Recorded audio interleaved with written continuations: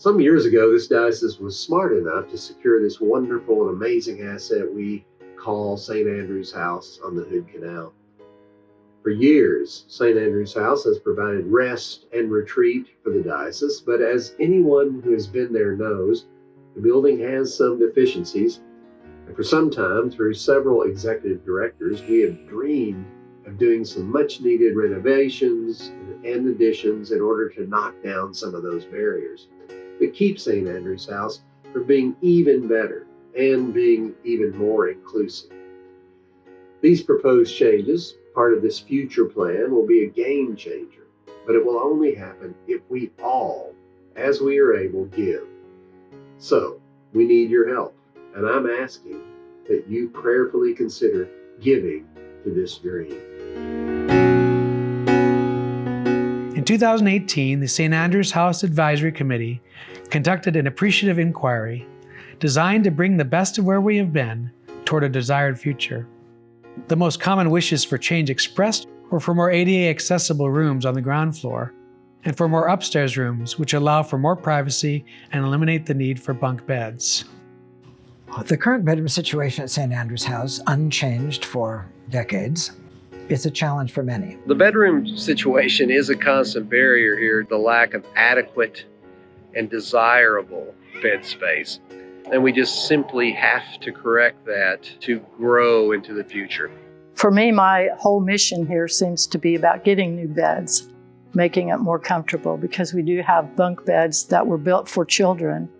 A lot of our groups are seniors, and I always think about these older women climbing up on bunk beds in the middle of the night. Climbing bunk beds is fine when we're kids, but as we get older, it becomes less fun. Very few people want to climb up and spend the night, only have to, be awakened in the middle of the night. The bedrooms are small. We're going to have to limit our number in our next retreat to 20 in order to avoid anybody having time in bunk beds. People seem to want their own private rooms more these days. That's an expectation that people have.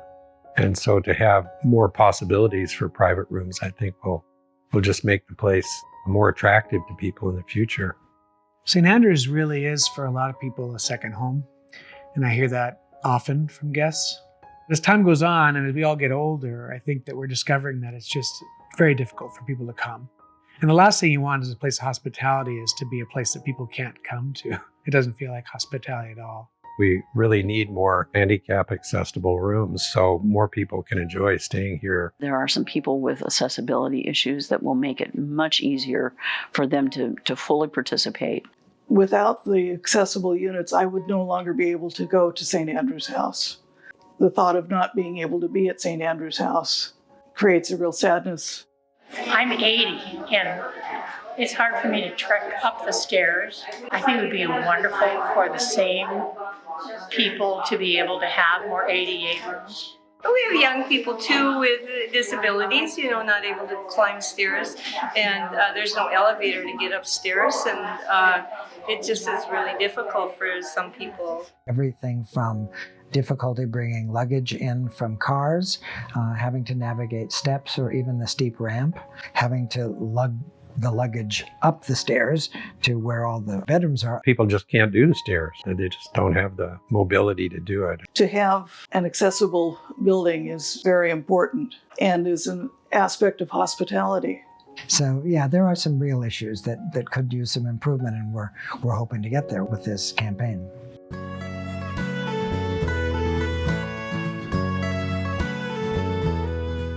From this feedback, the Advisory Committee adopted the following vision statement. St. Andrew's House will increase the accessibility of its services to all who seek to enter, while maintaining the warmth, intimacy, and home-like quality that our guests most value. Flowing from this vision statement, Wenslaw Architects of Bainbridge Island developed a plan for an expansion of the lodge that would beautifully address the accessibility goals without changing the traditional look or feel. What the Wenzel architects have done is designed a added wing to the back of the building. It'll be connecting to the east wing and will go across the back of the courtyard. So the current courtyard we have, which people love, which has all the herbs that we grow for our meals, will be retained, but it'll be surrounded partially by a third wing. And that third wing will have 2 more bedrooms on the ground floor that will be ADA accessible, and 4 more bedrooms upstairs on the second floor that will be en suite or have their own bathrooms. What that adds is those 6 more bedrooms that we can create the more space for having singles and doubles and getting rid of bunk beds. What it also creates is accessibility on entrance, because right now we have parking that's above the building and you have to go down rock stairs to get to the building, and then you have to come inside, check in, and go back upstairs to get to your room. This addition will allow you to actually enter the building from the second floor if you wish, have a greeting area there, and be able to roll your things around the second floor. If you're a first floor person, you can come in from the ADA parking lot right to the first floor, and again, not have to use the stairs at all. The new bedrooms on the new wing would have their own bathrooms, all 4 of those on the second floor. Plus the ADA rooms on the ground floor will also have their own bathrooms. So we're adding 6 bathrooms to a facility with 6 bedrooms. This expansion will make this wonderfully beautiful, sacred place even more comforting and special. It's long overdue. It's going to be a game changer. A moderate expansion will absolutely make the experience here many-fold times better. It'll be an opportunity to have a greater number of groups, a greater diversity of groups. We can expand our programs here. I know with the expansion, the heart of the place is going to stay the same, but it's only going to grow and get better. I'm quite confident that it's going to be a hit. If we want to really broaden the people that we can invite here and minister to here, I think it's a really important part of our future.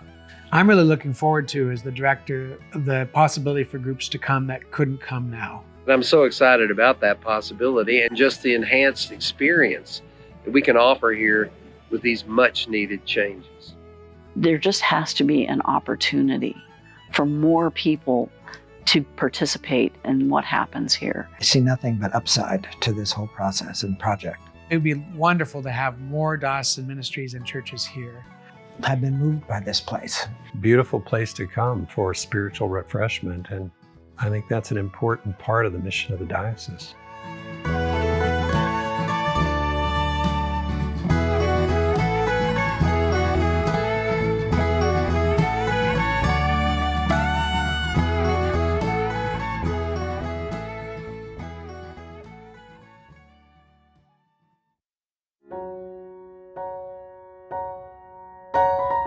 St. Andrew's House continues to live into the grace-filled place that Bishop Bain imagined nearly 70 years ago. Together, we can make the experience of time apart in communion with God and creation accessible to so many more people. Join us in building for the future of St. Andrew's House, a future that truly says, all are welcome.